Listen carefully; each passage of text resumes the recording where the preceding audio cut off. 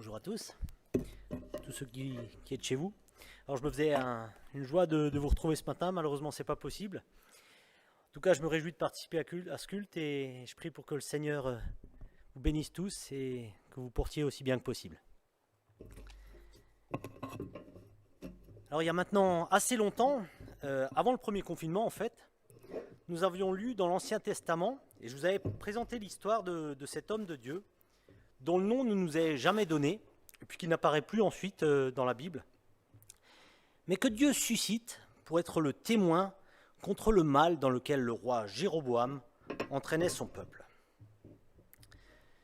Nous nous étions arrêtés sur le début du chapitre 13 de 1 Roi, et j'avais à cœur de partager avec vous ce matin ce que m'a inspiré l'étude des derniers versets.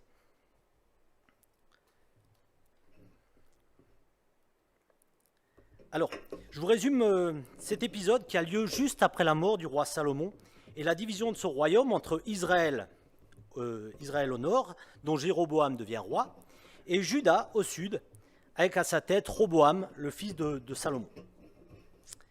Jéroboam avait fait ériger des veaux d'or à Béthel et à Dan, donc aux deux extrémités de son royaume, et il offrait des sacrifices sur l'autel devant chacun d'eux. Un homme de Dieu est envoyé pour condamner cette dérive idolâtre, pour condamner l'éloignement de Jéroboam de ce que l'Éternel considérait comme juste. Alors l'homme de Dieu délivre son message avec une grande fidélité, et ça contrarie le roi qui le menace. Et lorsque le roi tend la main, cette main est paralysée. Dieu intervient et la main du roi est paralysée. Alors l'homme de Dieu intervient ensuite et il intercède auprès de Dieu devant les supplications du roi, et Dieu lui fait grâce. Cet homme de Dieu, l'homme de Juda, résiste ensuite quand le roi lui offre des récompenses énormes en obéissance à la parole de l'Éternel. Il refuse de manger et de boire à Béthel et il repart par un autre chemin que celui par lequel il était venu. Alors, ce passage très riche en enseignements nous avait déjà rappelé que Dieu préserve ceux qui lui sont fidèles. Il prend leur défense.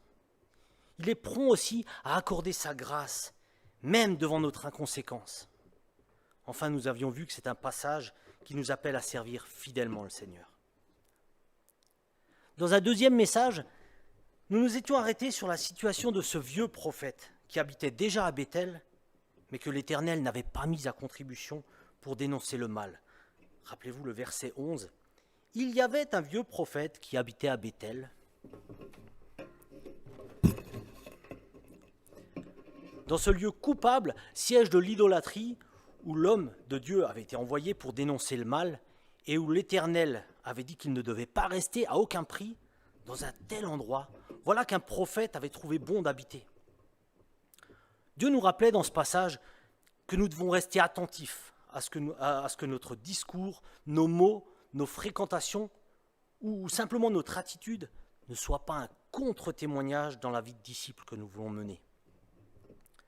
Rappelons-nous alors l'attitude de l'homme de Juda qui, en quelque sorte, prend à la légère les recommandations de l'Éternel en ne s'empressant pas de quitter Israël pour retourner en Juda. Pire, lorsque le vieux prophète de Béthel lui ment, contredisant la parole de l'Éternel, il fait demi-tour. Il y a pour nous un appel à la vigilance dans ces quelques lignes. Satan se tient là, prêt à saisir chaque occasion pour nous détourner de Dieu. Ce passage affirme aussi avec force le caractère absolu de la vérité divine.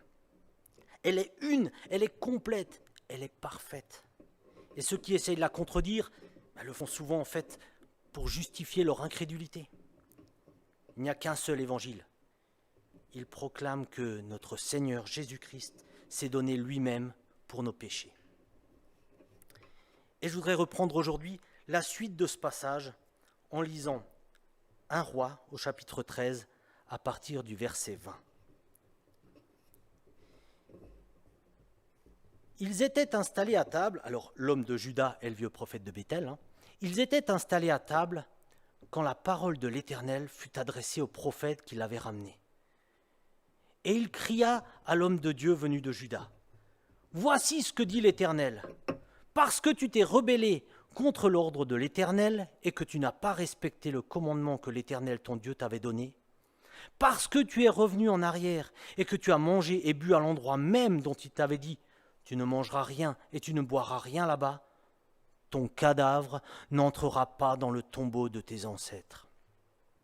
Puis, quand le prophète qui l'avait ramené eut mangé et bu, il sella l'âne pour lui. L'homme de Dieu repartit, et il rencontra en chemin un lion qui le tua. Son cadavre resta étendu sur le chemin, l'âne et le lion à côté de lui. Des passants virent le cadavre étendu sur le chemin, avec le lion à côté de lui, et ils en parlèrent à leur arrivée dans la ville où habitait le vieux prophète. Lorsque le prophète, qui avait fait revenir en arrière l'homme de Dieu, en entendit parler, il se dit « C'est l'homme de Dieu qui s'est révolté contre l'ordre de l'Éternel. L'Éternel l'a livré au lion, qui l'a mis en pièces et l'a fait mourir conformément à la parole qu'il lui avait dite. » Puis, s'adressant à ses fils, il demanda « Scellez-moi l'âne. » C'est ce qu'ils firent. Et il partit. Il trouva le cadavre étendu sur le chemin, et l'âne et le lion à côté de lui. Le lion n'avait pas dévoré le cadavre, ni mis l'âne en pièces. Le vieux prophète souleva le cadavre de l'homme de Dieu, le déposa sur son âne et le ramena. Il retourna dans sa ville pour le pleurer et l'enterrer. Il déposa son cadavre dans son propre tombeau, et l'on pleura sur lui en disant « Quel malheur, mon frère !» Après l'avoir enterré, le vieux prophète dit à ses fils « Quand je serai mort, vous m'enterrerez dans le tombeau où est enterré l'homme de Dieu. Vous déposerez mes ossements à côté des siens. » En effet, elle s'accomplira, la parole qu'il a criée sur l'ordre de l'Éternel, contre l'autel de Béthel et contre tous les centres de hauts lieux présents dans les villes de Samarie. Dans ce passage, c'est au tour de l'homme de Dieu de Juda d'entendre une parole de jugement. « Tu t'es rebellé contre l'ordre de l'Éternel, et tu n'as pas respecté le commandement que l'Éternel ton Dieu t'avait donné. » Ce qui s'annonce pour lui est tragique. Ton cadavre n'entrera pas dans le tombeau de tes ancêtres. Et c'est une condamnation sans appel. L'Éternel lui annonce ni plus ni moins que sa mort toute prochaine, avant même d'avoir pu rentrer chez lui. Comme conséquence. Et comme conséquence, en fait, de son inconséquence. Si l'homme de Dieu avait fait preuve de discernement, n'aurait-il pas compris la raison pour laquelle la parole de Dieu lui interdisait fermement de s'associer avec le vieux prophète? Il aurait pu se poser la question, comment se fait-il, au moment où Dieu veut dénoncer le mal à Béthel, comment se fait-il qu'il avait été obligé d'envoyer un prophète de Juda, alors qu'il y en avait déjà un à Béthel même? Est-ce que ça n'aurait pas suffi à comprendre que ce vieux prophète de Béthel n'était pas lui-même séparé du mal, et qu'il n'était donc pas en position de prononcer un jugement sur Jéroboam? On voit bien combien, à cause de son manque de discernement, cette désobéissance à la parole de Dieu est grave. Tout d'abord, en retournant pour manger et boire avec le vieux prophète de Béthel, l'homme de Dieu cautionne cette association entre le prophète et la ville de Béthel que la parole de Dieu condamne. Ensuite, il annule son propre témoignage en s'associant lui-même au mal contre lequel il avait été envoyé pour témoigner. La parole qui lui avait été adressée ne pouvait pas être changée. Dieu ne peut ni mentir, ni revenir sur sa parole. Comme l'apôtre Paul l'écrit aux Galates, « Mais si quelqu'un, même nous, ou même un ange venu du ciel, vous annonçait un évangile différent de celui que nous vous avons prêché, qu'il soit maudit. Nous l'avons déjà dit, et je le répète maintenant, si quelqu'un vous annonce un autre évangile que celui que vous avez reçu, qu'il soit maudit. » La parole de Dieu ne change pas. Elle ne peut se contredire. Et nous pouvons nous demander ce qui aurait pu empêcher l'homme de Dieu de tomber dans ce piège. Ses propres paroles, au début du chapitre, donnent la réponse. car il répond au roi Jéroboam d'abord, et puis au vieux prophète qui insiste et qui lui ment. Il m'a été dit par la parole de l'Éternel, tu n'y mangeras pas de pain, tu n'y boiras pas d'eau, tu ne retourneras pas en t'en allant par le chemin par lequel tu es venu, au versets 9 et 17. Manifestement, l'homme de Dieu savait ce que l'Éternel attendait de lui. C'était donc un choix que de suivre cette parole de facilité, plutôt que d'obéir fermement à la parole de Dieu. Ainsi donc, comme je l'ai lu dans un commentaire qui parlait de cet homme de Dieu, il est inaccessible à la tentation lorsqu'elle se présente sous la forme du mal évident, mais il tombe lorsqu'il est tenté par l'apparence du bien. C'est vrai, il résiste aux propositions, aux promesses démesurées du roi, mais il cède à l'invitation d'un frère. Sa situation et ses mots ont eu plus de poids à ce moment-là que la parole de Dieu. En s'abstenant de manger et de boire avec le roi, il prend parti pour Dieu contre le mal. En retournant pour manger et boire avec le vieux prophète, il prend parti pour le mal et il s'y associe. Et il y a là pour nous une nouvelle mise en garde. Le tentateur se tient là, toujours prêt à nous détourner des recommandations de Dieu. Et si c'est bien souvent évident de discerner le mauvais chemin, d'autant plus que la tentation est énorme ou grossière, il sait parfois prendre des formes plus insidieuses, plus difficiles à percevoir et auxquelles il est plus dur de résister. Vous vous souvenez peut-être de cette émission qui a été diffusée il y a quelques années à la télévision, L'île de la tentation. Le principe était simple, Des couples qui voulaient mettre leur fidélité à l'épreuve acceptaient d'être séparés pendant quelques jours et chacun des partenaires vivait cette expérience entourée de tentateurs dont le seul but était de les séduire. Bien sûr, la majorité des couples explosaient et se séparaient avant la fin de l'émission. Mais comment aurait-il pu être certain de résister à cette tentation ? Tout simplement en ne participant pas à l'émission, dont le concept même mettait clairement le couple en péril. Là, c'est facile. Mais la tentation n'est pas toujours aussi grotesque et évidente à percevoir. Et 1 Corinthiens 10 nous dit à propos de la tentation, « Ainsi donc, que celui qui croit être debout fasse attention à ne pas tomber. » Mais d'où vient la tentation ? Comment agit-elle en nous ? Paul poursuit en disant « Qu'aucune tentation ne vous est survenue qui n'ait été humaine. » La lettre de Jacques nous dit aussi qu'elle ne vient pas de Dieu, mais de nos passions, de nos faiblesses intérieures, des blessures que le péché originel a laissées en nous. C'est de là que viennent nos tentations. Et c'est là que la tentation a mené l'homme de Dieu à sa mort. Mais Paul poursuit aussi en rappelant que Dieu est fidèle et il ne permettra pas que vous soyez tentés au-delà de vos forces. Mais avec la tentation, il préparera aussi le moyen d'en sortir afin que vous puissiez la supporter.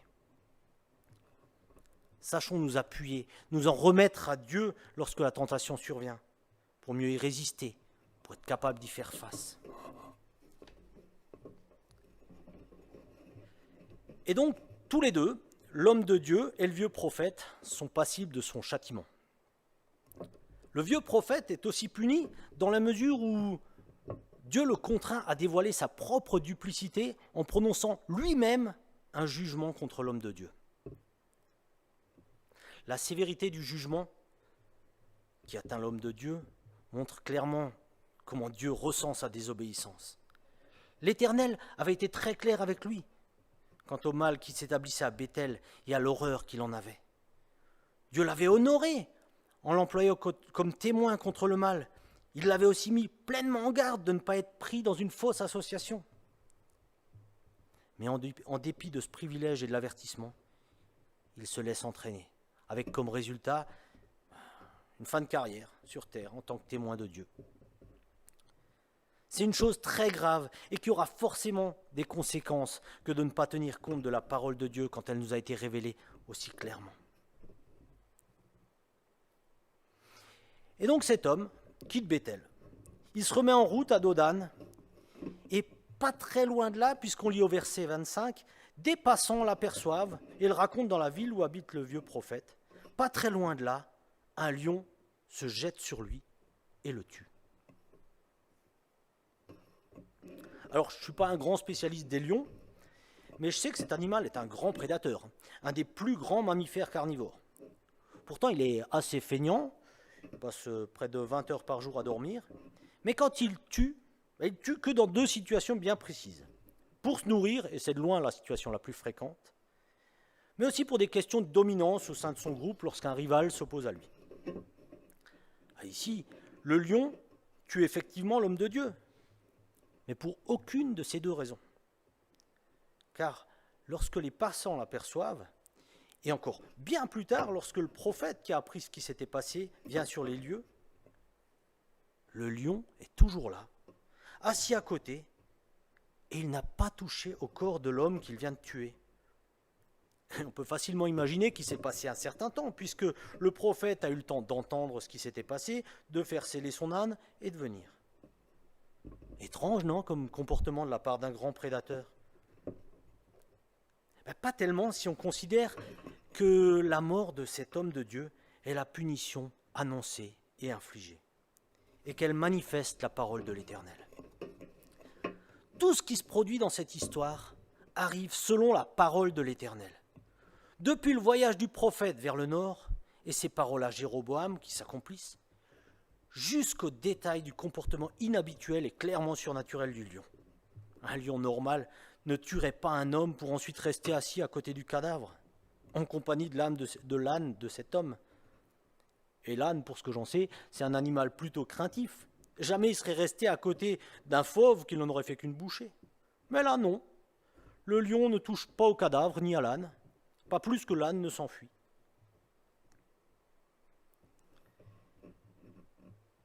La mort est pour cet homme de Dieu la conséquence de son manquement. Son cadavre n'est pas dévoré, preuve évidente que c'est Dieu qui le frappe et que les événements sont dirigés.